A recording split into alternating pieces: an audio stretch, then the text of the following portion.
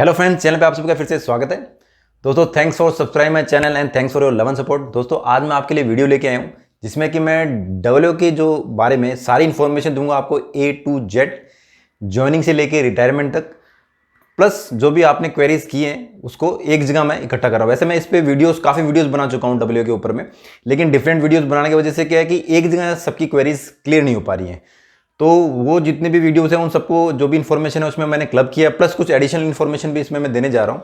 तो आप वीडियो में लास्ट तक बने रहें ताकि आपका एक भी पॉइंट मिस ना हो। बहुत सारी क्वेरीज आप लोग करते हैं कि भाई ऑडिट, जब अपन ऑडिट में जाते हैं तो ऑडिट में क्या क्या होता है, कितने दिन का प्रोग्राम होता है, वाइफ को साथ में लेके जा सकते हैं कि नहीं जा सकते हैं, अगर आप हेडक्वार्टर में पोस्टेड हैं तो किस तरह से है, डेपुटेशन कैसे होता है, प्लस डिफरेंट टाइप के ऑडिट्स किस तरह की होती हैं।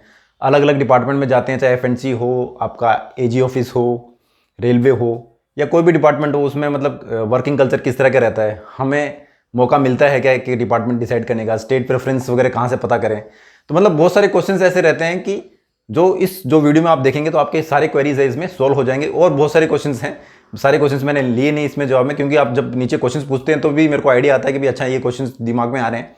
तो जितने भी वीडियोस है उसको मैंने क्लब किया, प्लस एडिशनल इन्फॉर्मेशन भी इसमें मैंने ऐड किए हैं। सारे पॉइंट्स देखिए आप एंड तक, ताकि आपका एक भी पॉइंट मिस ना हो। तो सबसे पहले मैं आपको मतलब मैंने कुछ स्लाइड्स बनाई हैं जिसमें उसके स्लाइड के थ्रू आपको मैं बताता हूँ कि भाई क्या क्या रहता है इसके अंदर में। उसके बाद में जो भी आपकी क्वेरीज रहेंगी वो क्वेरीज में वन बाय वन उसको सॉल्व करते जाऊँगा। तो चलिए दोस्तों, आपको मैं स्टार्ट करते हैं अपन वीडियो, और आपको मैं डेस्कटॉप स्क्रीन पे लेके चलता हूँ। तो अपन स्टार्ट करते हैं ज्वाइनिंग डे से। जो भी टॉपिक आप स्क्रीन पे देख रहे हैं ये टॉपिक सारे डिस्कस करूंगा मैं इसके अंदर में, प्लस इन टॉपिक को डिस्कस करते हुए जो अभी तक आपने क्वेरीज किए हैं इन टॉपिक के साथ ही मैं कोशिश करूंगा कि भाई आपकी जो क्वेरीज आपने अभी तक की हैं क्वेश्चन के थ्रू वो इसमें सॉल्व हो जाए।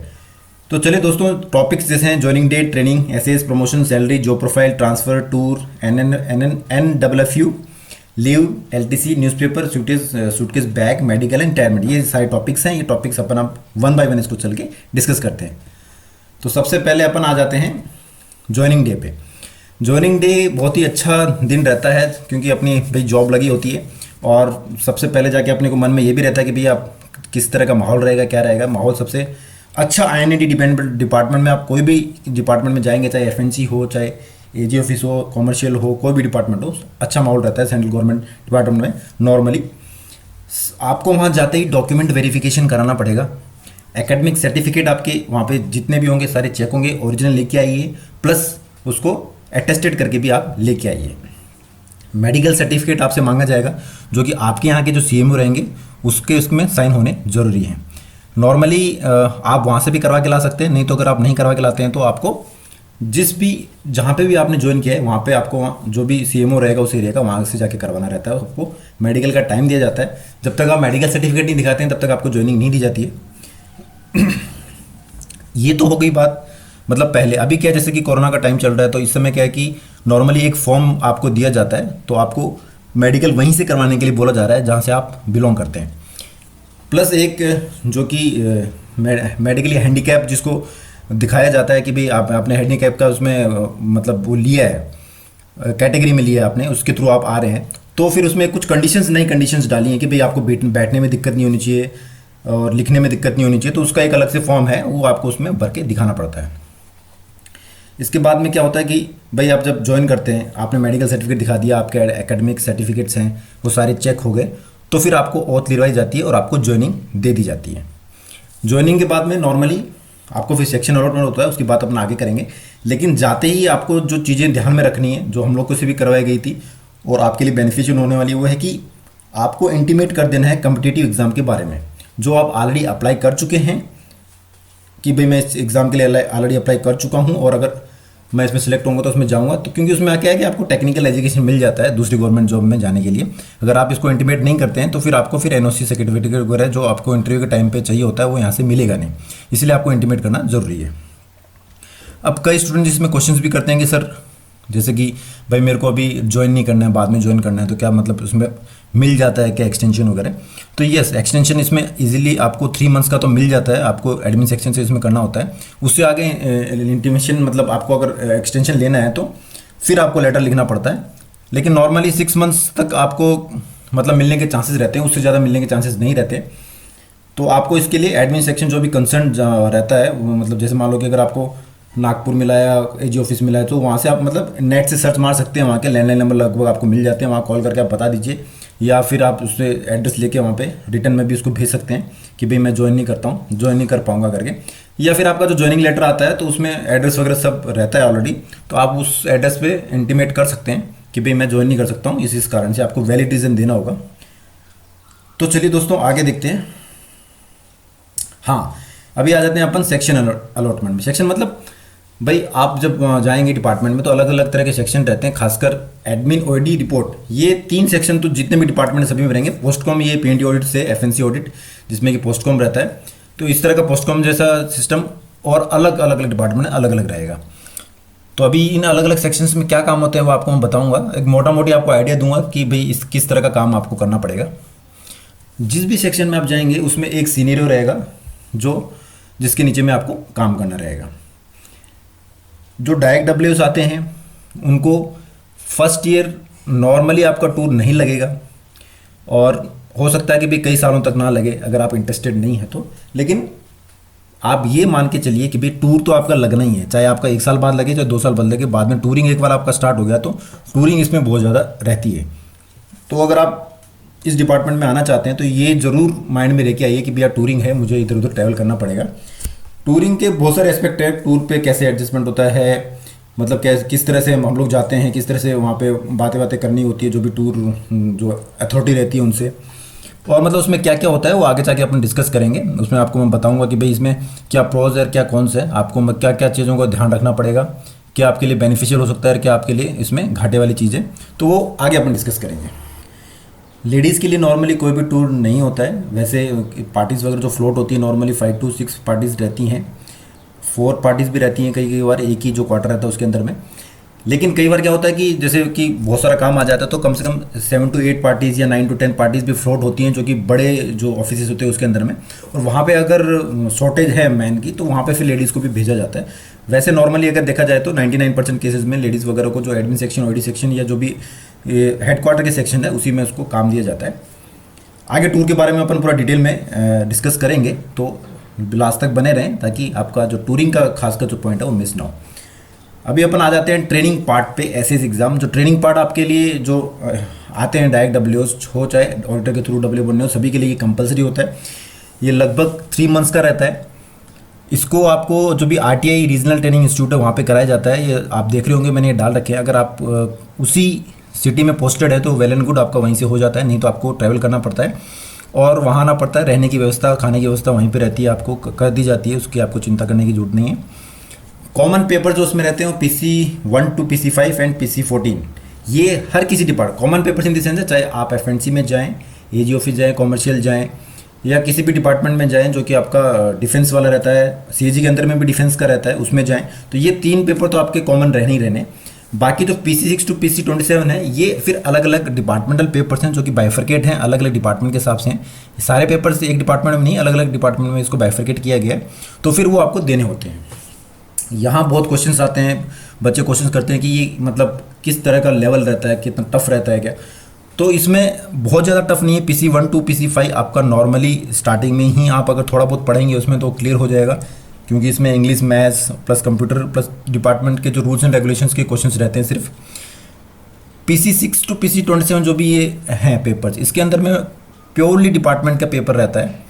PC14 में आपका कॉमर्स बैकग्राउंड अगर है तो आपको बहुत जल्दी पकड़ लेंगे, कॉमर्स बैकग्राउंड नहीं है तो भी बेसिक्स उसमें रहती हैं, बेसिक क्वेश्चन उसमें आते हैं, आप उसको आराम से कर लेंगे। क्योंकि नॉर्मली जो डायरेक्ट डब्ल्यू जाते हैं उनके लिए ये उतना हार्ड नहीं होगा, क्योंकि ऑलरेडी आप वो पेपर क्लियर करके आ चुके होते हैं, आपका बेस बन चुका होता है, तो ये PC14 भी आपका बहुत ईजिली निकल जाता है। सिर्फ डिपार्टमेंटल पेपर्स में आपको ध्यान देना होगा, क्योंकि जैसे अभी मैं देख रहा हूँ कि जो नए डब्ल्यूज आए हैं, जिन्होंने ध्यान दिया है उनका निकल गया है पेपर, लेकिन जिन्होंने ध्यान नहीं दिया, ध्यान नहीं देने का कारण सबसे बड़ा होता है स्टेट PCS या UPSC। बच्चे उसकी प्रिपरेशन कर रहे होते हैं, पूरा उसमें ध्यान लगा रखा होता है, तो इसमें वो लोग ध्यान नहीं देते हैं, तो वो वाजिब सी बात है, क्योंकि उनका मेन मोटिव उसको UPSC निकालना रहता है, तो फिर उनके ये पेपर्स अटक के रह जाते हैं। लेकिन अगर उसमें भी थोड़ा बहुत अगर वो लोग ध्यान दें तो निकलने के चांसेस रहते हैं। अभी जैसे मेरे ऑफिस के अंदर में लगभग 50% जो बच्चे आए हैं डायरेक्ट वाले, उनका निकल गया है। उन जिन्होंने ध्यान दिया, जिन्होंने ध्यान नहीं दिया, उनके 1-2 मेरे ख्याल से एक पेपर ही बचा है, तो वो भी मेरे ख्याल से नेक्स्ट टाइम से निकल जाएगा। अब इसमें अब अगर आप नहीं निकालते हैं टाइम से तो क्या होगा, ये चीज़ अपन आगे जब टूर का डिस्कस करेंगे उसमें मैं आपको बताऊंगा, एसएस वाला जब डिस्कस करेंगे कि भाई अगर आपका टाइम से एक्सटेंशन पीरियड के बाहर में नहीं होता है तो क्या होगा। ये देखिए, चलो इसमें टॉपिक आ ही गया तो अपन यही डिस्कस कर लेते हैं इसको। क्लियर, आपको एसएस 2 साल के अंदर ही करना है या आपके विद इन जो प्रोबेशन है या एक्सटेंडेड प्रोबेशन है उसके अंदर आपको करना है, अगर आपको आपकी सीनियरिटी रिटेन करनी है तो, वरना आपकी सीनियरिटी इसमें लूज हो जाती है। प्लस आप जब आपका जब ज्वाइनिंग लेटर आएगा तो उसमें आप देखेंगे कि नीचे एकदम क्लियर लिखा होगा कि अगर आपने ये एसएस के एग्ज़ाम क्लियर नहीं किए तो आपको टर्मिनेट कर दिया जाएगा। तो अभी क्या है कि जो मेरे डिपार्टमेंट में डायरेक्ट डब्ल्यूएचओ जिनके पेपर क्लियर नहीं हुए उनका मई तक एक्सटेंशन दिया है, मई 2021 तक एक्सटेंशन उनको दिया है। तो अभी मेरे ख्याल से जो लास्ट अटेम्प्ट रहेगा उसमें अगर उन्होंने क्लियर कर लिया तो वेल एंड गुड, नहीं क्लियर किया तो हो सकता है कि टर्मिनेशन की नौबत आ सकती है, क्योंकि उसमें कॉल लेटर में लिखा है। नॉर्मली वैसे टर्मिनेट नहीं किया जाता है किसी भी डिपार्टमेंट में, कोशिश यही की जाती है कि भाई उनको चांस दिया जाए, लेकिन अब कुछ कह नहीं सकते हैं। आगे जो भी एक्सपेरिमेंट होने वाले हैं उससे ही पता चलेगा कि भाई लोग टर्मिनेट करते हैं कि नहीं करते हैं, क्योंकि नए नए रूल्स बने हैं। लेकिन आप कोशिश कीजिए कि भाई आपका जो 2 ईयर्स है या जो भी एक्सटेंडेड प्रोबेशन है उसमें आपके क्लियर हो जाएं, क्योंकि बाद में अगर ये जब क्लियर नहीं होते हैं तो काफ़ी टेंशन हो जाती है। जैसा कि मैं अभी नए डब्ल्यूएस में देखने को आ रहा है मेरे को, उनके एक पेपर बाकी हैं और उनके दिमाग में चल रहा है कि क्या होगा, तो उस समय दोनों दिमाग में रहता है कि भाई टर्मिनेट कर दिया तो मुश्किल हो जाएगा। तो अभी आगे क्या होता है भगवान ना करे कि भी उनका पेपर क्लियर ना हो, पेपर क्लियर हो जाए ताकि ऐसी टर्मिनेशन की कोई नौबत ना आए। इसमें एक नया रूल हो रहा यह है कि आपको 2 इंक्रीमेंट मिलते हैं सॉरी 2 इंक्रीमेंट आप जब तक एसएस पास नहीं करते हैं तो आपको मतलब जो रेगुलर इंक्रीमेंट 6 महीने में, फर्स्ट 6 महीने में आपको मिलता है, उसके बाद में हर साल मिलता है। मतलब नॉर्मली जब आप ज्वाइन करते हैं तो अगर आपको 6 महीने हो जाते हैं जुलाई में या जनवरी में तो आपको वहाँ से वो इंक्रीमेंट चालू हो जाता है। आप अगर एसएस पास नहीं करते हैं तो आपको 2 इंक्रीमेंट मिलने के बाद में आपको इंक्रीमेंट नहीं दिया जाएगा। पहले क्या था, सिर्फ एक इंक्रीमेंट मिलता था कि भाई एक इंक्रीमेंट मिलेगा, जब तक आप एसएस पास नहीं करते तब तक आपको रेगुलर इंक्रीमेंट्स नहीं मिलेंगे। लेकिन अभी उसको बढ़ा के 2 इंक्रीमेंट कर दिया गया है। अभी एसएस में क्या है कि एक सवाल ये भी करते हैं कि सर हम लोग एसएस जब एज ए डब्ल्यू हमें कोई भी डिपार्टमेंट मिल गया तो हम उस पेरेंट डिपार्टमेंट मतलब जो डिपार्टमेंट आपको मिल गया वो आपका पेरेंट डिपार्टमेंट है। जैसे एफएनसी मिल गया तो एफएनसी आपका पेरेंट डिपार्टमेंट है। तो मतलब अब मैं दूसरा चाहता हूँ, मैं कॉमर्शियल डिपार्टमेंट में जाना चाहता हूँ, मैं एफएनसी में आ गया तो क्या मैं स्विच और कर सकता हूँ, क्या दूसरे पेपर दे सकता हूँ? तो ये कंडीशन आप जो डायरेक्ट डब्ल्यू ज्वाइन करेंगे उनके लिए बिल्कुल नहीं है। लेकिन हाँ, जो ऑडिटर्स आते हैं, ऑडिटर जो डब्ल्यू देते हैं उनके पास में ये ऑप्शन रहता है कि अगर वो एफएनसी ऑर्डर है तो वो कमर्शियल में भी जा सकता है। लेकिन जो डायरेक्ट डब्ल्यूज आ गए उनके पास में कोई भी ऐसा ऑप्शन नहीं है। उनको जिस डिपार्टमेंट मिल गया उसी डिपार्टमेंट के जो भी डिपार्टमेंटल पेपर्स होंगे वही देने रहेंगे।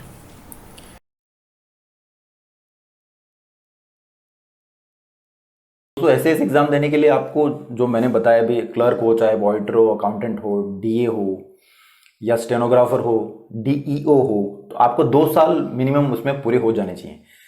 अब बात आती है कि भैया 2 साल को कौन सी डेट पकड़ेंगे? पहले पकड़ते थे 1 सितंबर। अभी जो नए अपडेट्स आए हैं उसके हिसाब से क्या कर दिया है कि पहले इस एग्जाम को बोलते थे SS mains and SS supplementary, अभी इसको एग्जामिनेशन 1 एंड एग्जामिनेशन 2 नाम दे दिया है, प्लस 2 डेट्स दे दी हैं। जैसे पहले 1 सितंबर को पकड़ते थे, अभी 1 मार्च एंड 1 सितंबर को पकड़ेंगे जो भी फ्रेश कैंडिडेट रहेंगे। और फ्रेश कैंडिडेट पहले सिर्फ मेन एग्जाम को दे पाते थे, वो अगर सप्लीमेंट्री एग्जाम आ रहा है तो उसको स्टार्टिंग में नहीं दे पाते थे, पहले उनको मेन देना है फिर सप्लीमेंट्री दे पाते थे। लेकिन अभी क्या कर दिया है कि भाई दोनों को मेन कर दिया गया, कोई सप्लीमेंट्री नहीं है। मतलब फ्रेश कैंडिडेट एग्जामिनेशन 1 भी दे सकता है, एग्जामिनेशन 2 भी दे सकता है। तो इसमें फायदा क्या हुआ? पहले क्या होता था, जैसे कि मेरा ही केस में क्या था कि मैंने 31 दिसंबर को ज्वाइन किया था, तो मेरे जो 2 साल है वही जनवरी में आके 1 जनवरी को हो गए, मतलब 31 दिसंबर को हो गए 2 साल। लेकिन बाद में ये क्योंकि ये सितंबर पकड़ रहे हैं तो जो नेक्स्ट ईयर था उसमें सितंबर में जाके मैंने ये एग्जाम दिया, वो सितंबर को पकड़ते हैं लेकिन अक्टूबर तक जाके वो एग्जाम होता है। तो आप कुल मिला के देख सकते हैं कि भाई इसमें 10 महीने का मेरे को गैप लग गया। तो ये 10 महीने का गैप अभी आपको नहीं लगेगा। जो भी नए रिक्रूटर्स आएंगे उनको क्या होगा कि भाई आपको अगर 2 साल जनवरी में पूरे हैं तो आप उसको मार्च में दे पाएंगे, मतलब आपको सितंबर तक वेट नहीं करना पड़ेगा। ऐसे ही अगर आपके 2 साल मार्च के बाद में अप्रैल में पूरे हो रहे हैं तो आप सितंबर में दे सकते हैं उसको। तो ये चीज आपको बेनिफिट हो जाएगा।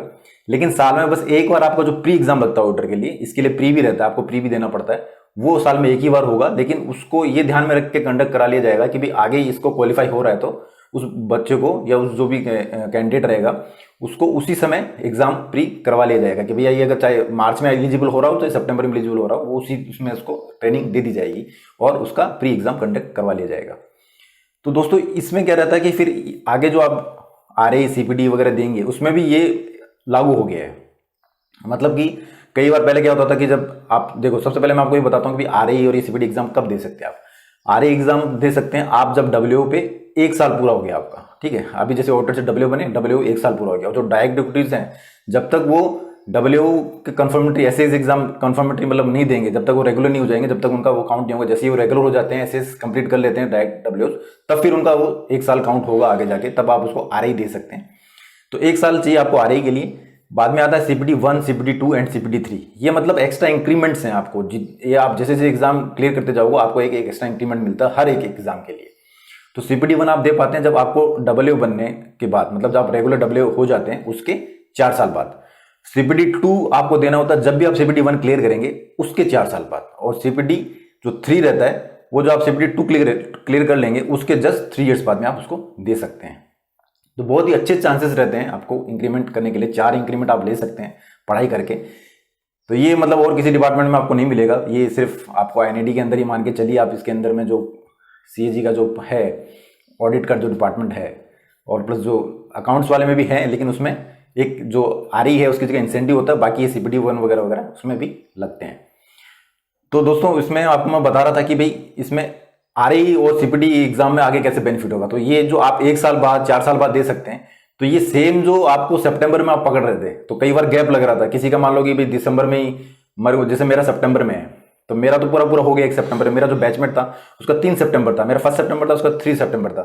तो उसको 2 डेज का भी ग्रेस पीरियड नहीं मिला, मतलब उसको अगले साल 1 साल उसको पूरा वेट करना पड़ा आरआई देने के लिए। मैंने उसी समय दे दिया, लेकिन उसको 1 साल पूरा वेट करना पड़ा, उसको दे नहीं पाया, उसको लगभग 2 साल हो गए उसके बाद में आरआई दे पाया।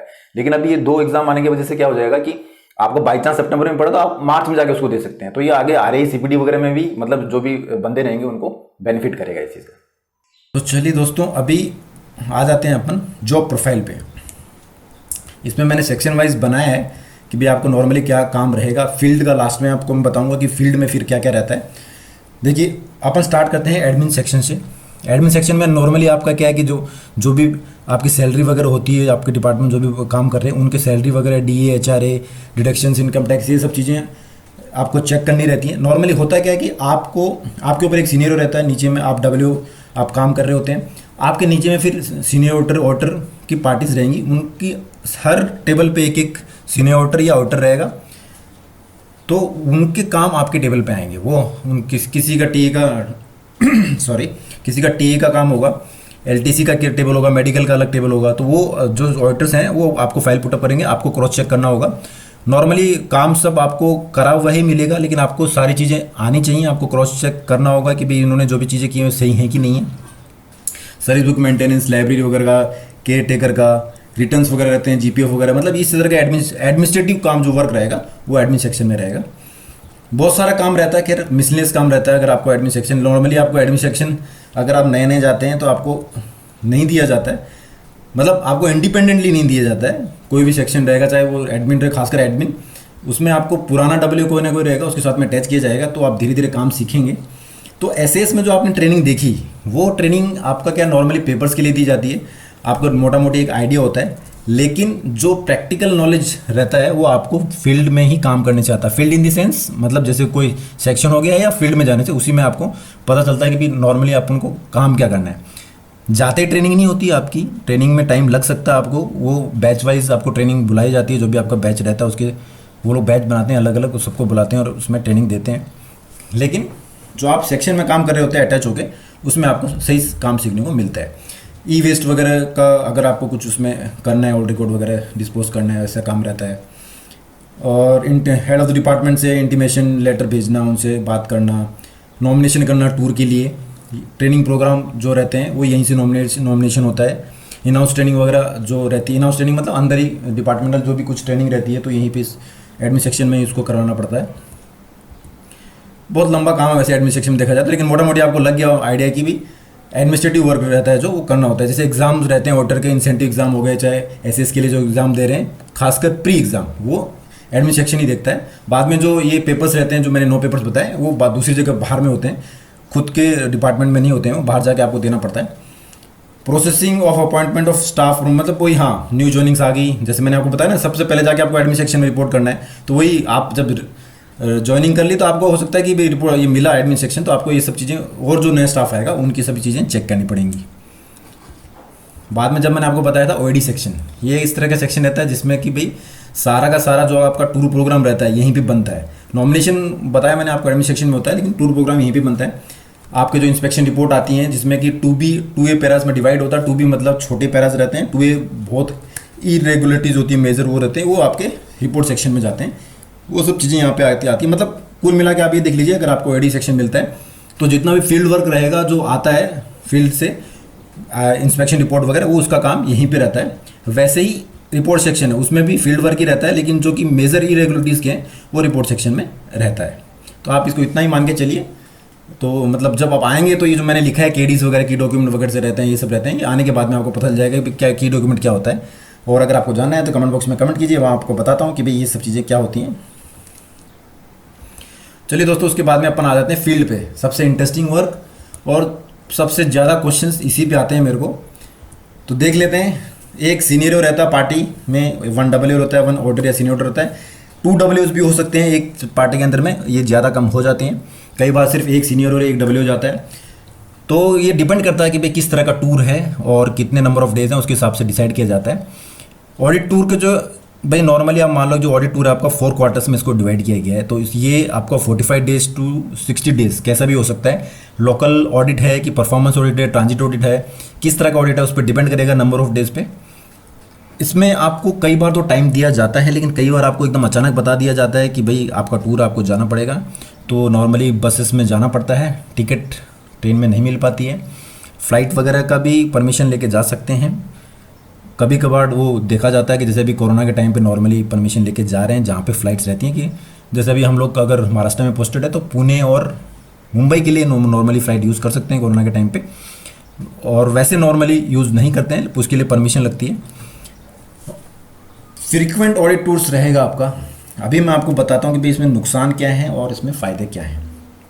फ्रीक्वेंट ऑडिट टूर्स कभी कभी आपके लिए हेडेक हो जाएगा। आप आएंगे, फिर आपको जैसे ही वापस हेडक्वार्टर है, फिर अचानक टूर लग गया। लगातार भी टूर लगते रहते हैं, हो सकता है कि आपके चारों के चारों क्वार्टर्स हों, उसमें आपके टूर लगे और आपको आना जाना रहे।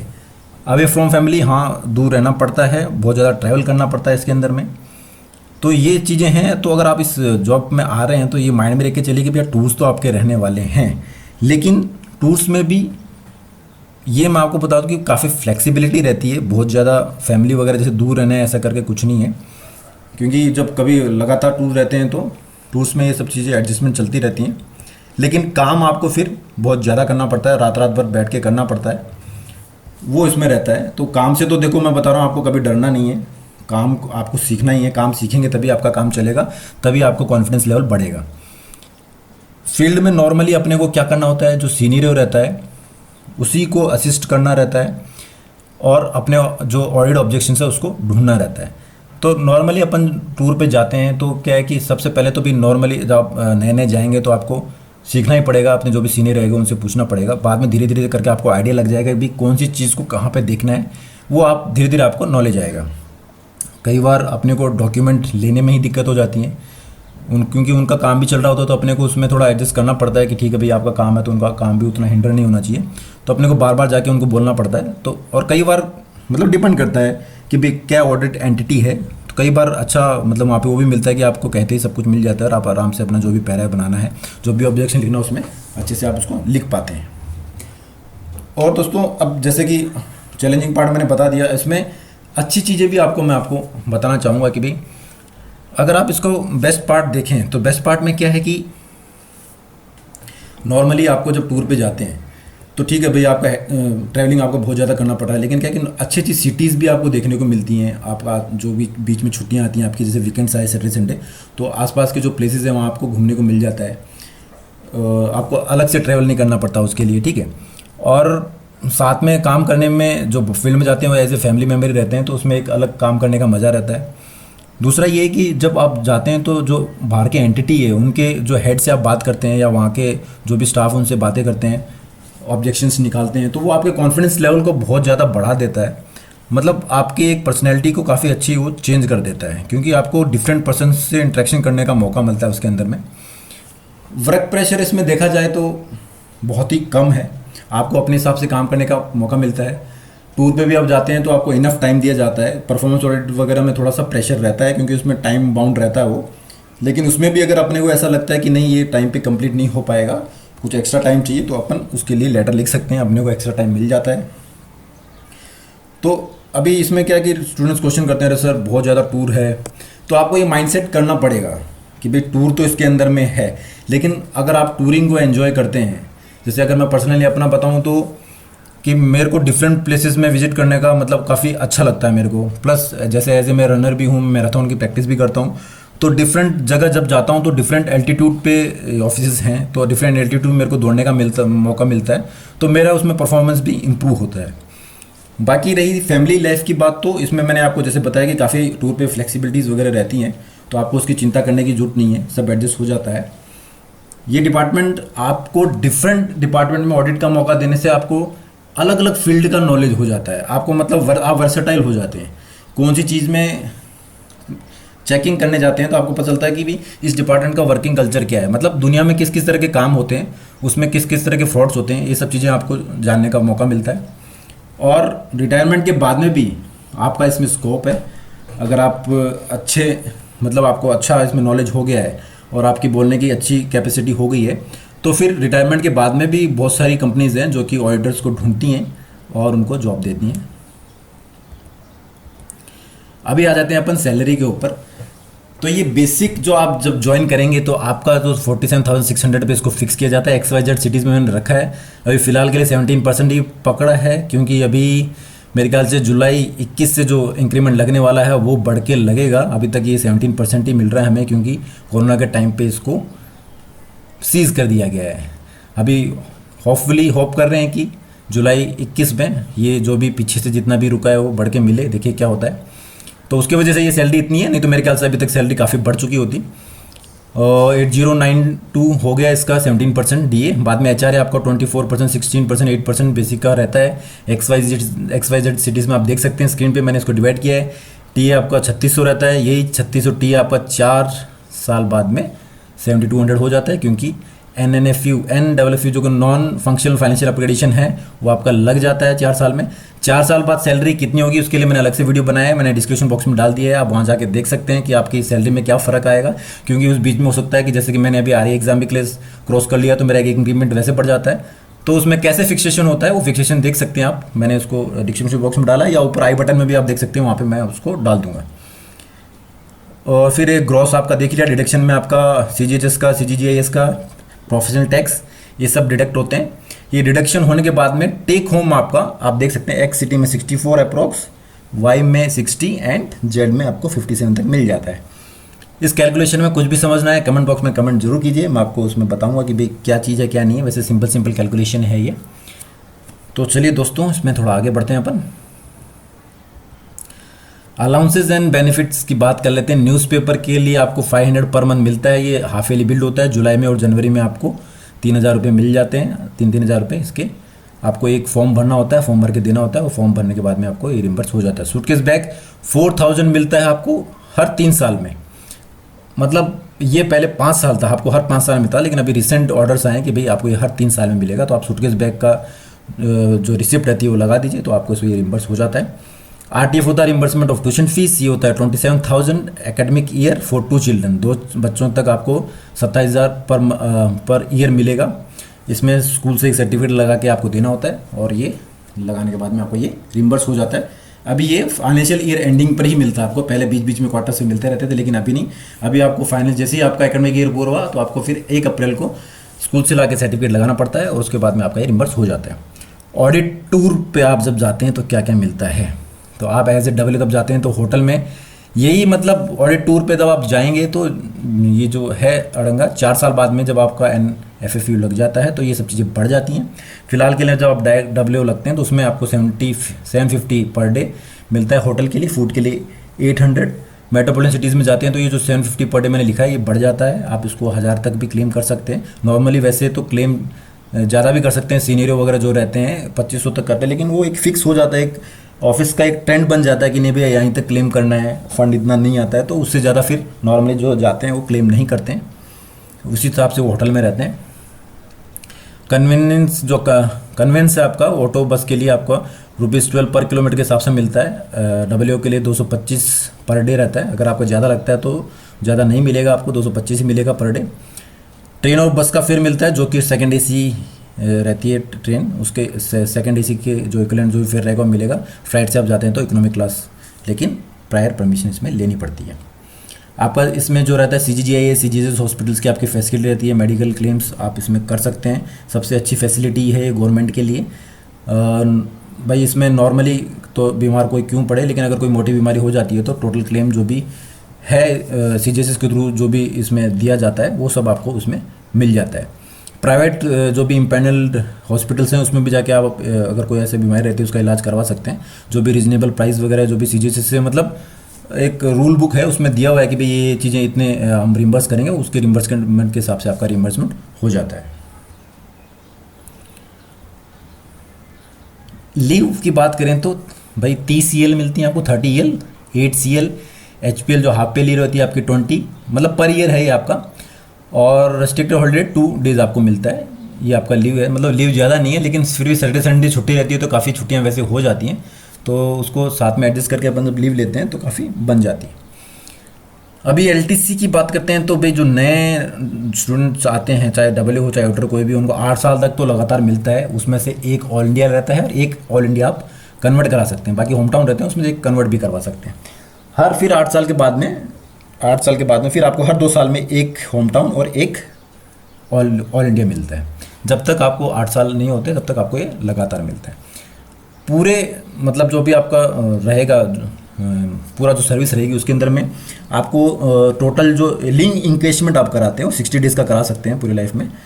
एक बार में आप 10 डेज़ का ही ले सकते हैं, लेकिन आपके 30 डेज़ जो EL है वो आपके अकाउंट में होनी चाहिए, जिस समय आप 10 डेज़ लीव इंगेजमेंट मतलब आपके लीव के बदले जो आपको इनका पैसा मिलता है। तो नॉर्मली क्या है कि आप स्टार्टिंग डेज में इसको ना लें, ये रिटायरमेंट के 4-5 साल बच्चे उस समय लें, क्योंकि नॉर्मली जो आपका ये मिलता है वो आपके बेसिक पे मिलता है, बेसिक DA उनको मिला के, ठीक है। तो वो आपका रिटायरमेंट टाइम पे ज़्यादा होता है, तो उस समय आप उससे 4-5 साल पहले आप जब रहेंगे तो ये अमाउंट आपको काफ़ी मोटा मिलेगा। स्टार्टिंग में लेंगे तो उतना अमाउंट नहीं होगा। तो नॉर्मली जो भी सर्विस वाले रहते हैं इसको लास्ट में ही लेते हैं।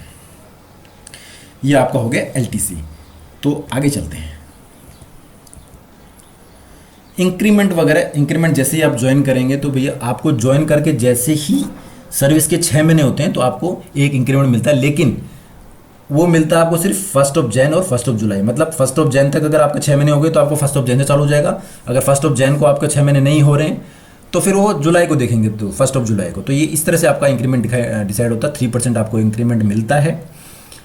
और सबसे बड़ी बात ये है कि जो आपके जो और पेपर्स रहते हैं जैसे RI, CPD1, CPD2 और CPD3, ये 4 ऐसे पेपर हैं, किसी भी डिपार्टमेंट में आपको ये चीज़ नहीं मिलेगी।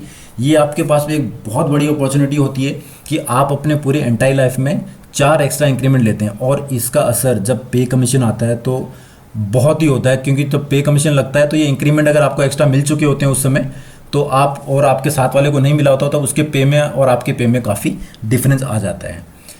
तो ऐसा मतलब मेरे ख्याल से किसी डिपार्टमेंट में नहीं है। हर जितने भी ये पेपर्स है उसमें आपको 6 अटेम्प्ट्स तो रहते ही हैं, आपको मिलते ही हैं। एक्स्ट्रा अटेम्प्ट्स भी दे सकते हैं, खासकर जो डायरेक्ट डब्ल्यू जाते हैं उनके लिए। खैर जो SAS पास करना है उसमें थोड़े से अटेम्प्ट्स का है अलग, कि भाई आपको एक्स्ट्रा प्रोबेशन पीरियड में ही करना है और या एक्सटेंड प्रोबेशन पीरियड में करना है। बाकी जो पेपर्स हैं उनके लिए आपको 6 अटेम्प्ट्स मिलते हैं। रिटायरमेंट के टाइम पे आपको पेंशन रहती है, लेकिन वो न्यू पेंशन स्कीम के थ्रू रहती है। आपको एक ह्यूज अमाउंट मिलता है जो कि 60% रहता है। अगर आप 60 साल के होने के बाद में इसको लेते हैं तो भाई नॉर्मली आपको जो पेंशन है वो 40% की पेंशन बनती है और 60% आपको इसमें कैश मिलता है। लेकिन अगर आप उससे पहले करते हैं तो 80% आपको इसमें पेंशन बनानी पड़ती है, 20% ही आप इसको विड्रॉल के लिए ले सकते हैं। ग्रेचुटी आपकी इसमें 20 लाख तक आपको मिलती है। 300 EL का भी लीव इंकेजमेंट आपको मिलता है। अगर आपकी उसमें EL इकट्ठा हो चुकी हैं तो आपको उसमें ले सकते हैं। 300 EL का उसमें मिलता है। प्लस आपको CGC फैसिलिटी भी रिटायरमेंट के बाद में आप उसको ले सकते हैं। 1 टाइम पेमेंट भी कर सकते हैं, पर मंथ पेमेंट भी कर सकते हैं, जैसे कि आपका पेमेंट इसमें कट रहा था। 10 ईयर्स का भी एक साथ आप कटा सकते हैं, ज़्यादा पेमेंट नहीं बनता। अभी के हिसाब से मेरे ख्याल से 12 to 15,000 बनेगा, जो कि आपको लाइफ टाइम फैसिलिटी CGC की इसमें मिल जाती है। तो काफ़ी अच्छी चीज़ें हैं इसमें। बस पेंशन जो है वो ओल्ड पेंशन कई लोग बोलते हैं कि भाई इससे ज़्यादा बेनिफिशियल रहती है। बाकी एनपीएस में भी काफ़ी अच्छी पेंशन बन जाती है। वैसे अगर आपकी सर्विस काफ़ी हो जाती है तो कम सर्विस में इसमें कम बन पाती है। अभी प्रमोशंस की बात करते हैं अपन। अभी प्रमोशन किस तरह का रहता है, तो सबसे पहले तो क्या है, अभी आपको फाइनेंशियल अपग्रेडेशन मिल जाता है। जैसे ही 4 साल होते हैं, 4 साल होने के बाद में आपको लेवल 9 में इसमें फिक्स कर दिया जाता है। फिक्सेशन कैसे होता है वैसे मैं आपको जैसे पहले बता रहा था कि भाई आप इसको देख सकते हैं, अलग वीडियो है, मैंने उसमें डिस्क्रिप्शन बॉक्स में डाल दिया, वहाँ जाके इसको देख सकते हैं। आपकी सैलरी में इसमें 4 साल बाद में काफ़ी फ़र्क आता है। प्रमोशन की बात करें तो अभी डब्ल्यू से एओ की पोस्ट पहले थी, अभी एओ की पोस्ट को अबोलिश कर दिया गया है। सीधा सीनियर एओ लेवल 10 में आपको जाते हैं, क्योंकि एक आपको बीच में जो पोस्ट है वो 4 साल कोई पोस्ट नहीं मिलती है, सिर्फ फाइनेंशियल अपग्रेडेशन मिलता है। लेवल 9 में आ जाते हैं। लेवल 10 में आने के लिए आपको फिर टाइम लगता है। आप ये मान लीजिए कि डब्ल्यू से आपको सीनियर बनने में 15 से 20 साल लगते हैं, depend upon your department. FNC में 15 साल में हो जाता है, एजी में कम से कम 18 साल 20 साल लग जाते हैं। ये डिपेंड भी करता है कि भाई नंबर ऑफ़ रिटायरमेंट्स कितने हैं, नंबर ऑफ़ वैकेंसीज कितने अवेलेबल है, और आपके आगे जो बैचेस हैं वो कितने बड़े हैं। क्योंकि डायरेक्ट डब्ल्यूज़ के अभी काफ़ी बैचेस आ चुके हैं, अब आप ज्वाइन करेंगे तो हो सकता है कि आपको उसमें टाइम ज़्यादा लगेगा। कैटेगरी से आप हैं, SC/ST वालों का 10 साल के अंदर अंदर भी हो जाता है, कई बार हुए 10 से 12 साल भी चला जाता है। तो इस तरह के प्रमोशन कैटेगरी मोटा मोटी आपको मैंने बताया। अभी आगे देखते हैं ट्रांसफ़र्स किस तरह के रहते हैं। अभी इसमें बहुत सारे क्वेश्चंस आते हैं कि सर अगर मेरे को बाई चांस अगर अपना होम जोन नहीं मिला, मेरे को अपने होम जोन में मतलब मेरा जो भी घर है उसके आसपास में नहीं मिला या वहाँ पे नहीं मिला, तो मैं कैसे करूँ, कैसे आ सकता हूँ करके। तो अब ये डिपेंड करेगा भी आपको कौन सा डिपार्टमेंट इसमें मिलता है। सॉरी। तो आपको जैसे मान लो कि अभी एफएनसी डिपार्टमेंट आपको मिल गया, तो एफएनसी में ऑल इंडिया रहता है, लेकिन डब्ल्यू लेवल पे उसमें ऑल इंडिया पोस्टिंग नहीं है। आप जब सीनियर बनते हैं तो ही आपका ऑल इंडिया पोस्टिंग इसमें होता है। तो डब्ल्यू अगर आपको एक बार कहीं पे मिल गया तो आपके पास चारा रहता है डेपुटेशन का। डेपुटेशन आप लगा भी सकते हैं और डेपुटेशन आता भी है। नॉर्मली आपको प्रोबेशन पीरियड में नहीं मिलता है, प्रोबेशन पीरियड आपको क्रॉस करना पड़ता है, उसी के बाद में आपको डेपुटेशन मिलता है। डेपुटेशन अगर वहाँ से आता है तो आप पब्लिक इंटरेस्ट में जाते हैं तो आपको डेपुटेशन अलाउंस भी मिलता है। अगर आप अपनी तरफ से जा रहे होते हैं लगा के, और कुछ वैसे नॉर्मली हो नहीं पाता, लेकिन अगर हो जाता है तो आपको उसमें डेपुटेशन अलाउंस नहीं मिलता है। फिर अगर अपन बात करते हैं जैसे कि एजी ऑफिस हो गए जो स्टेट का ऑडिट करते हैं, तो इनके तो क्या है कि भी जोन वाइज पोस्टिंग होती है। जैसे महाराष्ट्र जोन मिल गया तो कभी भी महाराष्ट्र से बाहर इनकी पोस्टिंग नहीं हो सकती। डेपुटेशन तो खैर हर किसी डिपार्टमेंट में हो जाता है, आप जा सकते हैं। डेपुटेशन अगर रहता है तो नॉर्मली पॉसिबल तो नहीं होता, लेकिन आपकी किस्मत है तो आप अच्छी है तो हो सकता है मिल जाए आपको।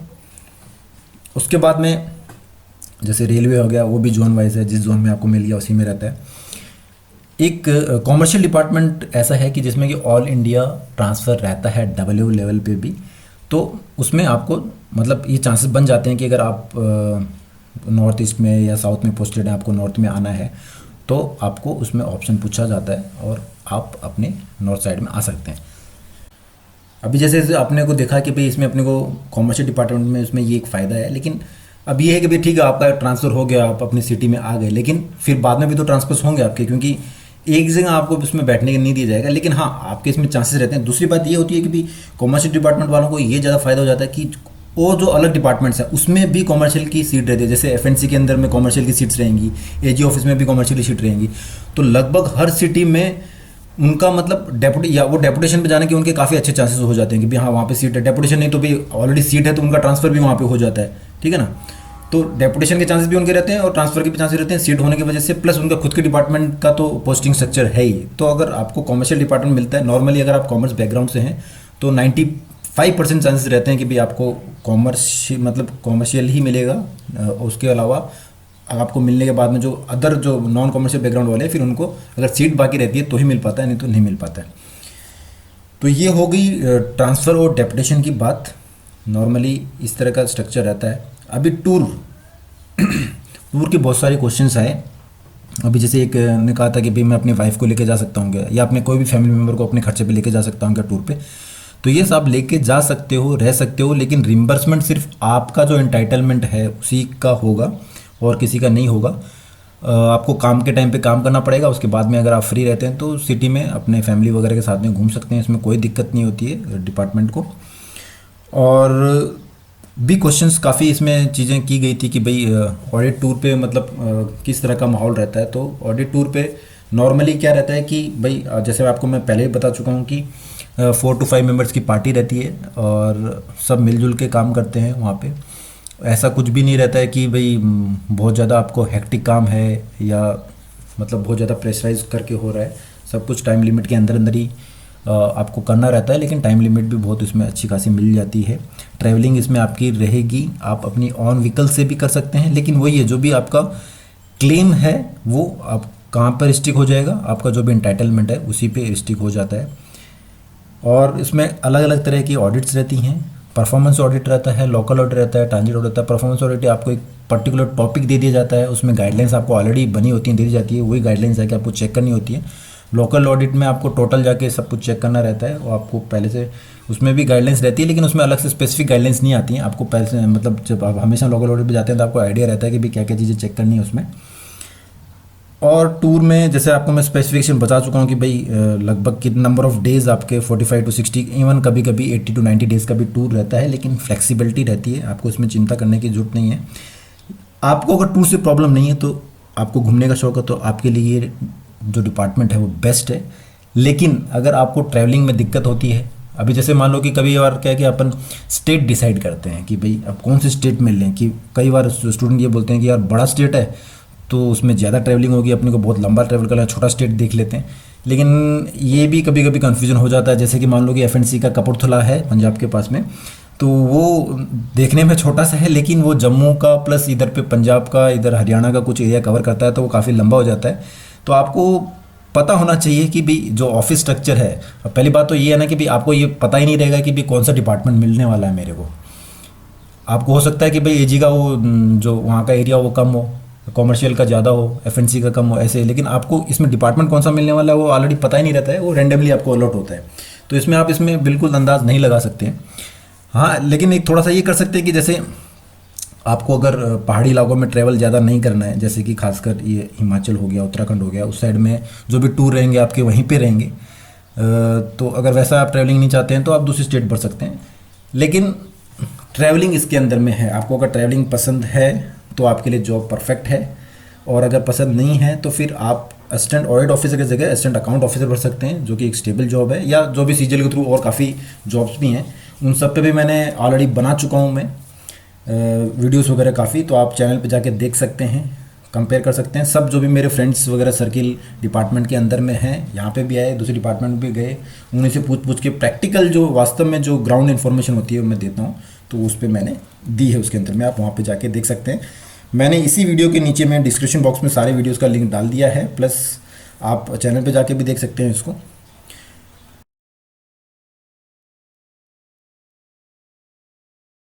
नॉर्मली मैं आपको बता दूं कि इसको 4 क्वार्टर्स में डिवाइड किया गया है, मतलब 4 क्वार्टर रहते हैं साल के अंदर में, जो कि आपके 40 to 60 डेज भी रह सकते हैं, इवन कभी कभी 90 डेज का भी रहता है, लेकिन कई बार वो 40 डेज से कम भी हो जाता है, 30 डेज पे भी आ जाता है। तो मोटा मोटी अगर आप पकड़ें और आपके जो चारों क्वार्टर्स हैं, सभी क्वार्टर्स के अंदर में अगर आपको आपकी मतलब कि टूर लगे तो नॉर्मली 6 to 7 मंथ्स आपको टूर पे रहना पड़ता है। इसमें भी ऑडिट में क्या है कि अलग अलग ऑडिट्स रहती हैं, जैसे कि आपका सबसे पहले मैं बता दूं एफएनसी, जिसपे कि मैं काम कर रहा हूं, जो कि पहले पीएनटी डिपार्टमेंट था, पोस्ट एंड टेलीकम्युनिकेशन, इसको भी फाइनेंस एंड कम्युनिकेशंस मतलब उसका नाम चेंज कर दिया गया है। उसके बाद में रहता है आपका civil audit, commercial audit, railway audit. तो ये डिफरेंट काइंड्स ऑफ ऑडिट रहते हैं, इसमें डिफरेंट डिपार्टमेंट्स की आपको ऑडिट करनी होती है। जैसे एफएनसी के अंदर में क्या है कि आपके जितने भी कम्युनिकेशन से रिलेटेड जितने भी डिपार्टमेंट्स हैं, जैसे कि बीएसएनएल हो गया, पोस्टल हो गया, सीडैक, सीमैट, इसमस, मतलब जो मॉनिटरिंग स्टेशन हैं, सैटेलाइट वगैरह की मॉनिटरिंग वगैरह करते हैं, उनके जो भी कम्युनिकेशन से रिलेटेड है, इवन प्रीमाइसिस ऑडिट भी होता है एफएनसी में, एयरटेल, वोडाफोन, इन सब का भी वो प्रीमाइसिस ऑडिट करते हैं। और जैसे अपन रेलवे आ गए तो रेलवे डिपार्टमेंट से जो भी कंसर्न वो रेलवे का ऑडिट करेंगे। सिविल ऑडिट में नॉर्मली जो भी स्टेट के डिपार्टमेंट्स रहते हैं, आप स्टेट ऑडिट रहती है, जो भी स्टेट के डिपार्टमेंट रहते हैं उसका ऑडिट करते हैं सिविल ऑडिट में। और जो कॉमर्शियल ऑडिट रहता है वो जो बड़े बड़े पीएसयूज रहते हैं, जैसे कोल इंडिया हो गया, आईटीपीसी हो गया, तो इन सब चीज़ों का वो एनटीपीसी हो गया, मतलब बिजली से रिलेटेड जो भी है करके, जो डिफरेंट पीएसयूज हैं, बड़े बड़े पीएसयूज हैं, उनकी ऑडिट कॉमर्शियल ऑडिट में की जाती है। तो अभी इसमें एक क्वेश्चन ये भी आता है कि सर डिपार्टमेंट हम लोग कौन सा सिलेक्ट कर रहे हैं जिसमें कि हम लोग को हो जाए। तो डिपार्टमेंट तो आपको सिलेक्ट नहीं कर सकते हो, नॉर्मली सिर्फ आप स्टेट प्रेफरेंस दे सकते हो, लेकिन डिपार्टमेंट रैंडमली रहता है, इसमें कोई प्रोसेस नहीं है जिससे कि भी आप फिलाने डिपार्टमेंट में जा सको। हाँ, लेकिन अगर आप एज ए ऑडिटर आते हैं तो आपके पास में ऑप्शन रहता है, आप किसी भी डिपार्टमेंट में जाओ। लेकिन जब आप एसएस दे रहे होते हैं तो एसएस देते समय आप कोई भी, मान लो कि आप अगर एफएनसी में चले गए, अभी आपको जाना है कॉमर्शियल में। तो आप अगर एफएनसी डिपार्टमेंट में एज ए ऑडिटर हैं तो आप एसएस दे सकते हैं कॉमर्शियल ऑडिट का और कॉमर्शियल डिपार्टमेंट में जा सकते हैं। तो वो एक ऑप्शन आपके पास रहता है कि आप दूसरे डिपार्टमेंट में शिफ्ट कर सकते हैं। लेकिन अगर आप डायरेक्ट डब्ल्यू आ जाते हैं तो जिस पेरेंट डिपार्टमेंट में आप आ गए उसी का एसएस आपको देना पड़ता है और उसी डिपार्टमेंट में आपको रहना पड़ता है, उसमें के बाद में डिपार्टमेंट चेंज नहीं हो सकता। वैसे देखा जाए तो भाई डिपार्टमेंट चेंज नहीं हो सकता, लेकिन एक तरीका आप अपना सकते हैं। अगर आपको डिपार्टमेंट भी कंसर्न डिपार्टमेंट जाना है तो आपको इसके लिए क्या करना होगा, इंटरनेट पे जाना होगा, इंटरनेट पे सर्च करने होंगे कि कौन से डिपार्टमेंट के कौन से यूनिट्स कहाँ कहाँ पे हैं।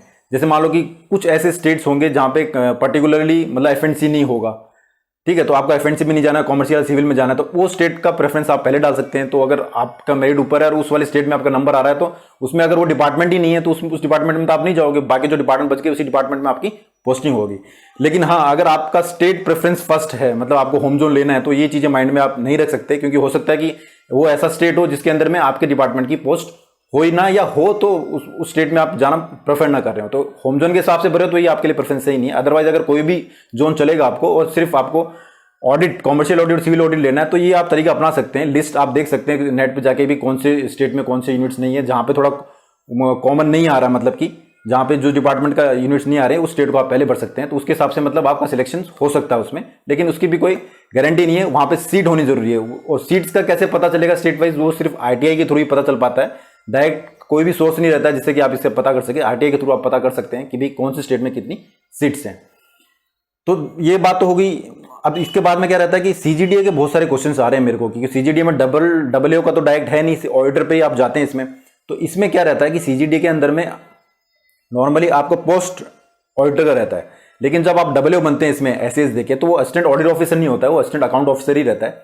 इसके जो प्रमोशंस एस्पेक्ट्स हैं वो अगर आप ऑडिटर से देखेंगे तो सीनियर ऑडिटर बनने में इसमें कम से कम 6 साल लग जाते हैं, लेकिन सीजी ऑडिटर को सीनियर ऑडिटर बनने में सिर्फ 3 ही साल लगते हैं, लेकिन सीजीडीए में ये 6 साल लगते हैं।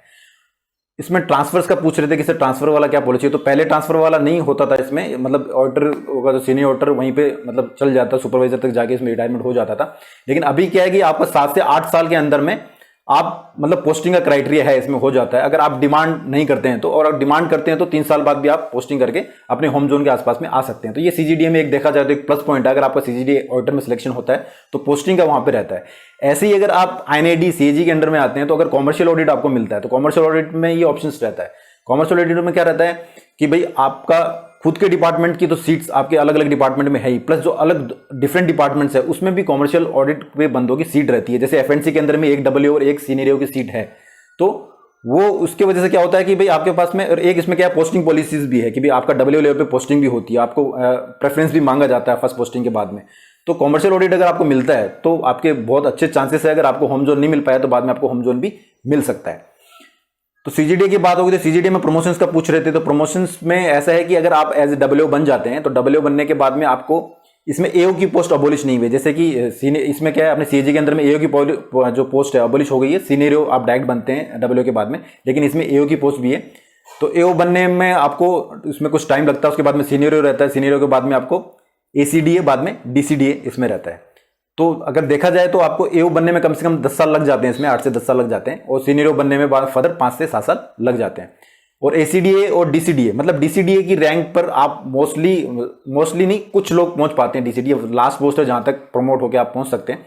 एसीडीए वो पोस्ट है जहां पे डायरेक्ट यूपीसी वाले आते हैं, जो यूपीसी के थ्रू इसको सिलेक्ट करते हैं, वो एसीडीए पोस्ट पे आके इसमें लगते हैं। तो दोस्तों ये तो होगी सीजीडीए की बात। और अगर अपन दूसरी बात करें कि दूसरी डिपार्टमेंट्स की बात करें कि भाई टूर वगैरह कैसे रहता है, तो टूर में जैसे मैंने बताया आपको कि भैया इसमें डिवाइड कर दिया गया था, किसमें 4 क्वार्टर्स के अंदर में इसको डिवाइड कर दिया गया था। तब अब आगे मैं कुछ वीडियोस ऐसे आने वाला हूँ जो आगे जो टूर आने वाले हैं मेरे, कि भाई जैसे घर में पैकिंग से लेके बस में जाना या ट्रेन में जाना, वहाँ से जाके यूनिट में जाना, होटल्स वगैरह, वहाँ पे क्या क्या इन्वायरमेंट रहता है, उसके वीडियोस में आगे बनाऊंगा, आपको दिखाऊंगा, ताकि आपको एक पूरा इन्वायरमेंट का पता चल सके कि भाई ऑडिट में जाते समय किस तरह का माहौल रहता है, क्या रहता है। तो आपको अच्छा एक आइडिया लग जाएगा। आने वाले वीडियोस में उस तरह कुछ बनाने वाला हूँ। तो क्या होता है कि जब आप टूर पे जाते हैं तो ये क्वेश्चन भी आता है, होटल का क्या है सर, डिपार्टमेंट की तरफ से अरेंजमेंट होता है कि आप करते हो करके, तो होटल्स आपको खुद ही ढूंढने रहते हैं, वहां पे रहना होता है, उसका रिम्बर्समेंट हो जाता है। तो वो रिम्बर्समेंट कितना होता है, प्लस जो सीनियर आपका जो ऑडिटर या डब्ल्यू है या आपका जो सीनियर एओ है, उनको क्या क्या इंटाइटलमेंट्स हैं, क्या क्या फैसिलिटीज हैं। डब्ल्यू में मैं ऑलरेडी बहुत लंबा वीडियो बना चुका हूँ, एक एक मैंने बताया, तो आप ऊपर आई बटन में भी देख सकते हैं उसका लिंक, प्लस मैंने डिस्क्रिप्शन बॉक्स में भी डाल दिया, आप जाके वहां देख सकते हैं अगर अभी तक आपने वीडियो नहीं देखा है। डब्ल्यू के लिए स्टेट प्रेफरेंस देते समय आप कुछ चीज़ों का ध्यान रख सकते हैं, जैसे कि भाई बड़ा स्टेट है, छोटा स्टेट है, उसमें क्या है कि भाई ट्रैवलिंग आप देख सकते हैं कि भाई बड़ा स्टेट रहेगा तो ट्रैवलिंग ज़्यादा रहेगी, छोटे स्टेट में कम रहेगी। लेकिन कुछ कुछ छोटे स्टेट्स भी ऐसे हैं जिसमें भी ट्रैवलिंग ज़्यादा होती है। जैसे कि मैं एक एफएनसी का केस दूँ, अगर आप कपूरथला लेते हैं तो कपूरथला जम्मू प्लस इधर हिमाचल और उत्तराखंड के कुछ यूनिट्स वो वहाँ पे कवर करता है, तो बहुत लंबा हो जाता है। तो वो चीज़ें आपको ध्यान में रखनी जरूरी है। प्लस अगर जैसे मान लो आप उत्तराखंड हिमाचल को प्रेफर कर रहे हो पहले, तो उसमें क्या है कि आपकी हिल ट्रैवलिंग बहुत ज़्यादा रहती है। आपको हिल एरिया में जाने में आपको मज़ा आएगा, लेकिन जो आप बस में या जब सफ़र करोगे तो उसमें थोड़ा सा दिक्कत रहती है। तो बढ़ते समय आप तो ये सब चीज़ें माइंड में रख सकते हैं। बाकी तो भाई अपन सबसे पहले जो प्रेफरेंस डालते हैं अपने होम जोन के आसपास ही डालते हैं, भाई उसमें सीट्स अगर रही तो आपको मिल जाती है, अगर आपकी अच्छी रैंक रहती है तो। बस लक पे डिपेंड करता है, कई बार क्या होता है थोड़ी रैंक पे भी आपको मिल जाता है, कई बार आपके मतलब पीछे वाली रैंक तक भी आपको मिल जाता है, लेकिन कई बार आप टॉप रैंक भी रहते हैं, लेकिन आपके होम जोन में सीट्स ही नहीं है, जिस भी बैच में आप दे रहे हैं उस सीजीएल वाले बैच में सीट्स ही नहीं है, तो आपको नहीं मिल पाती है। तो ये आपके लक पे भी डिपेंड करता है बहुत कुछ। डिपार्टमेंट मिलने के बाद में जैसे मैंने आपको बताया भी आप उसी डिपार्टमेंट के हो जाते हैं, अगर डायरेक्ट डब्ल्यू करके आते हैं तो आपको उसी के एसएस एग्जाम वगैरह देना रहता है।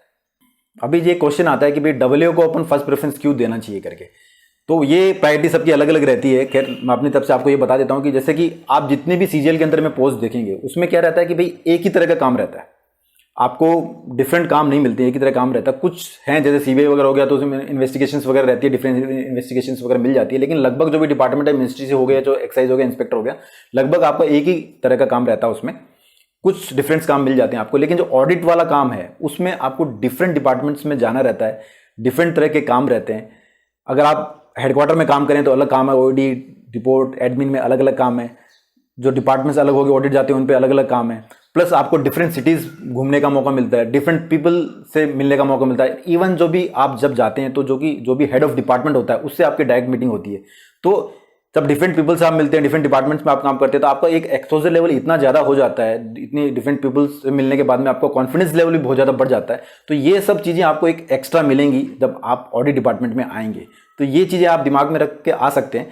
ट्रैवलिंग, यस ट्रैवलिंग होती है इसमें। ट्रैवलिंग अगर आप फैक्ट लेके आएंगे कि ट्रैवलिंग तो आप इसको नकार नहीं सकते हैं, ट्रैवलिंग बहुत रहती है। लेकिन ऑडिट टूर पे मैं बस आपको एक शब्द में ये समझाना चाहूँगा कि काफ़ी फ्लेक्सिबिलिटी रहती है, तो आपको उसकी चिंता करने की जरूरत नहीं है, वो सब एडजस्ट हो जाता है। और टूर में पार्टी मेंबर्स की अगर बात करें तो नॉर्मली एक सीनियर रहता है, एक डब्ल्यू होता है, एक ऑडिट या सीनियर ऑडिटर रहता है, लेकिन कभी कभी 2 सीनियर भी हो जाते हैं, 2 डब्ल्यू भी हो जाते हैं, और साथ में 2 ऑडिटर या सीनियर ऑडिटर भी हो जाते हैं। वो डिपेंड करता है कि भाई किस तरह का ऑडिट चल रहा है, उसके हिसाब से ऑडिट के पार्टी मेंबर से वो डिसाइड होते हैं। अभी कई बच्चे ये क्वेश्चन करते हैं कि सर मैं मतलब कॉमर्स बैकग्राउंड से नहीं हूँ, क्या मेरे को कॉमर्शियल ऑडिट मिल सकता है क्या? तो इसके लिए मैं आपको बता दूं कि नॉर्मली जो कॉमर्स बैकग्राउंड से रहते हैं उनको फर्स्ट प्रेफरेंस दिया जाता है कॉमर्शियल ऑडिट के लिए। बाकी फिर रैंडमली आपको जो भी बच जाती है सीट्स वगैरह, तो उसमें फिर जो विदाउट कॉमर्स बैकग्राउंड के आते हैं उनको भी कॉमर्शियल ऑडिट दे दी जाती है। और एक क्वेश्चन आता है कि भी ग्रुप पे स्टेटस मिल गया है तो क्या जो सीनियर को जो ग्रुप पे स्टेटस मिला है उससे जो कि यूपीएससी के थ्रू जो बंदे आते हैं, जो फैसिलिटीज उनको मिलती है, वही सारी फैसिलिटीज ग्रुप पे को मिलती है क्या? वैसे इंटाइटलमेंट वगैरह अगर टूर वगैरह का देखा जाए तो उस तरह से वो मिल जाता है, लेकिन बाकी जो फैसिलिटीज रहती हैं, जैसे कि आप अगर बात करें व्हीकल की, या जो एक्स्ट्रा कैबिन मिलता है, अलग से कैबिन मिलता है, तो वो सब चीज़ें सीनियर को नहीं मिल पाती हैं। वो सिर्फ आप अगर एडमिन सेक्शन में काम करें पर्टिकुलर और एडमिन सेक्शन के हेड हैं तभी आपको एक अलग से कैबिन मिलता है, वरना कोई भी सीनियर को कहीं पे भी अलग से कैबिन नहीं मिलता है। सिर्फ जो सेक्शंस रहते हैं, admin section, report section, OAD sections, उसमें आपको डिफरेंट कैबिन मिलता है जब आप उसके हेड रहते हैं। बाकी आप जो फील्ड पार्टी में रहते हैं या कहीं पे भी रहते हैं तो आपको अलग से कैबिन नहीं मिलता है। और ऐसी कोई भी सुविधाएं जो कि डायरेक्ट यूपीएससी वाले को आती हैं वो उनको अलग रहती हैं, जो सीनियर है उसको नहीं दिया गया, सिर्फ एक ग्रुप स्टेटस उनको दिया गया है। बाकी जो फाइनेंशियली जो बेनिफिट है वो सीनियर को मिल गया है। अगर ट्रांसफर की बात करें तो जैसे मैंने आपको बता दिया कि भाई अगर ट्रांसफर के हिसाब से आना कि भाई आपको पहले कोई भी स्टेट मिल गया उसके बाद मेरे को अपने होम जोन में कैसे भी करके आना है, तो भैया इसमें तरीका क्या है? एक तो डेपुटेशन, एक म्यूचुअल ट्रांसफर। तो डेपुटेशन नॉर्मली आपको मिलने के चांसेस रहते हैं दिल्ली वगैरह में, क्योंकि वहाँ पे डब्ल्यू की काफ़ी डिमांड रहती है। लेकिन म्यूचुअल ट्रांसफर के बहुत ही कम चांसेस होते हैं। बाई लक आपको ऐसा कोई बंदा मिलेगा कि आप म्यूचुअल कर सकते हैं ट्रांसफर। उसमें भी एक कंडीशन रहती है कि लगभग दोनों को 1 साल की मतलब 1 साल तक उस पोस्ट पे रहना जरूरी है। अगर 1 साल के बीच में उसने रिजाइन करके चलेगा तो आपका म्यूचुअल जो ट्रांसफर है वो कंसिडर नहीं होता है। तो ये तरीका है। बाकी तरीका आपको मैंने बता दिया कि भैया आपको कॉमर्शियल ऑडिट मिलने से आप होम जोन जा सकते हैं, या सीजीडीए में ऑडिटर जाइए या सीएजी में भी ऑडिटर जाइए, कहीं पे भी जाइए। तो ऑडिटर जाने के बाद में आप एसएस देके डब्ल्यू जब बनते हैं तो उसमें आपके पास ऑप्शन रहता है। तो आप अगर कॉमर्शियल में शिफ्ट कर गए तो आपके फिर क्या होगा, पोस्टिंग के चांसेस बन जाएंगे और आप होम जोन में जा सकते हैं। तो ये तरीके हैं आपको होम जोन में जाने के। प्रमोशन एस्पेक्ट्स मैंने आपको बता ही दिए, उसमें आप जो CGDA में ACD या DCDA तक क्लास तक पहुँचते हैं, और इसमें आप डिप्टी डायरेक्टर तक पहुँचते हैं CG के अंदर में। प्रमोशंस अलग अलग जो डिपार्टमेंट के हैं, कौन से, कॉमर्शियल हो गया, सिविल हो गया, अपना रेलवे हो गया, FNC हो गया, तो इसमें 19-20 का ही फर्क है, ज़्यादा फर्क नहीं है। ये मान के चलिए आप 15 साल से 18 साल का गैप रहता है, किसी में 15 साल में बन जाता है सीनियरियो, किसी में 16, 17, 18, तो ये 3 से 4 साल का गैप रहता है। तो नॉर्मली जैसे सिविल में थोड़ा सा ज़्यादा लगता है, 17 से 18 साल है, FNC में नॉर्मली 15 साल में हो जाता था, लेकिन अभी रिस्ट्रक्चरिंग चल रही है, हो सकता है कि रिस्ट्रक्चरिंग के बाद में ये प्रमोशन कुछ फास्ट हो जाएँ, आगे चल के जो सीनियरियो के आगे वाला जो लेवल है उसमें भी फाइनेंशियल बेनिफिट का कुछ बातें चल रही हैं। अगर वो हो जाता है तो आगे जाके फाइनेंशियल बेनिफिट भी होगा और प्रमोशंस में भी काफ़ी फायदा होगा। आपको बताऊंगा क्वार्टर्स वगैरह नॉर्मली आपको मिल जाते हैं जाते ही, लेकिन ये हो सकता है कि भी आपको डिजायर्ड प्लेस पे ना मिले, क्योंकि एक सिटीज़ के अंदर में अलग अलग जगह क्वार्टर्स रहते हैं, लेकिन नॉर्मली आपको मिल जाते हैं। फैमिली लाइफ आपकी इसमें लगभग कूल ही रहती है, उसमें कोई दिक्कत नहीं रहती है। टूर वगैरह भी जाना पड़ता है तो नॉर्मली ऑर्डर्स को चेंज कर करके भेजा जाता है। हाँ, WO का आप बोल सकते हैं कि भी उनके फ्रीक्वेंट टूर्स रहते हैं, तो वहाँ पे थोड़ी फैमिली लाइफ वगैरह डिस्टर्ब रहती है, लेकिन उतना नहीं रहता है जितना कि आप मतलब सोचते हैं कि भाई एक बार टूर पे चले गए तो नहीं आ रहे, क्योंकि 40 to 45 डेज़ का रहता है, तो इसमें काफ़ी फ्लेक्सिबिलिटी रहती है। बस आपको मैं बताना चाहूँगा, इतना ही कहूँगा कि फ्लेक्सिबिलिटी रहती है, तो उतना डिस्टर्ब नहीं रहता है। तो दोस्तों ये था सारा वीडियो, मैंने सारी इन्फॉर्मेशन इसमें कवर करने की कोशिश की। डिफरेंट वीडियो जो अर्लियर वीडियोस थे वो भी, उसकी क्लिप्स भी मैंने बीच में डाली ताकि कोई पॉइंट मिस ना हो। फिर भी अगर आपको लगता है कि कुछ ना कुछ पॉइंट मिस हो गया आप, तो कमेंट बॉक्स में कमेंट कीजिए, मैं आपके जितने भी कमेंट्स रहेंगे उनके जवाब देने की कोशिश करूँगा। और वीडियो पसंद आया तो दोस्तों ज़रूर लाइक कीजिएगा, शेयर कीजिएगा। इसी तरह के वीडियोस मैं आगे बनाते रहूँगा। डिफरेंट CGL पोस्ट पे मैंने वीडियोस ऑलरेडी बना चुका हूँ, डिस्क्रिप्शन बॉक्स में मैंने डाल दिया उनके लिंक्स, आप वहाँ जाके देख सकते हैं, चैनल पे जाके आप ये लिंक सारे देख सकते हैं। तो दोस्तों फिलहाल के लिए जय हिंद।